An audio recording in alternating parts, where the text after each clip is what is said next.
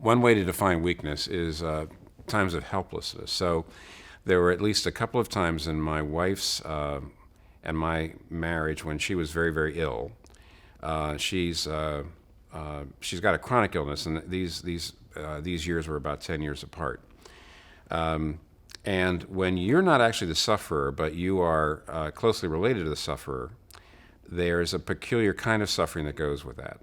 When you're not the one in pain or you're not the one dying, but you're the one who feels helpless, and there's a particular kind of suffering that goes with that. And so during those periods, and Kathy and I both look at this, back at this, in those periods, God gave us the gift of prayer, a gift of prayer that we still have that we wouldn't have had otherwise.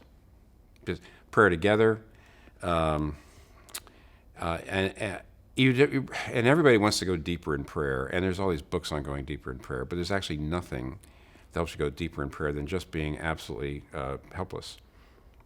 From the ends of the earth I cry to you, Psalm 61, and that's one way God's been faithful. I would say one other thing.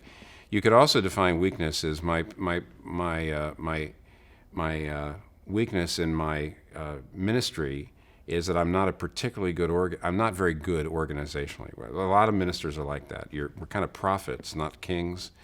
We're good at talking to people, maybe even priests, but not very good at management and organization. And over the years, there were at least 3 or 4 times in which my ministry at New York City would have at least plateaued, if not fallen apart, except that God always supplied me with people who complimented me, and I was never even smart enough really to choose them. They were God in many ways brought them to me.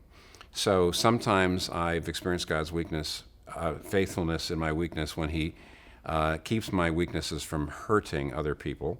And sometimes simply when I felt helpless, He's just actually said, I'm going to come near to you and give you a gift that I wouldn't have been able to give you if you hadn't been desperate.